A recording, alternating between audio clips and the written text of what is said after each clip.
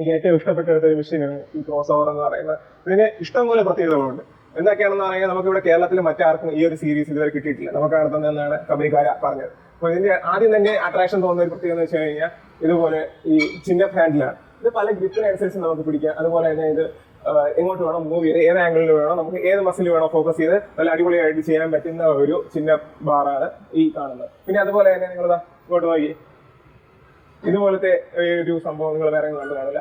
2 ഹുക്കാണുള്ളത് ഒരു സൈഡിൽ തന്നെ. സാധാരണ എല്ലാ മെഷീനിലും ഒരു സൈഡിൽ ഒരു ഹുക്കേ വരാറുള്ളൂ. ഇവിടെ 2 സൈഡിൽ 2 ഹുക്ക് വരാറുണ്ട്. ഈ മെഷീൻ ഞാൻ തന്നെ അങ്ങനെയൊന്നും കണ്ടിട്ടില്ല.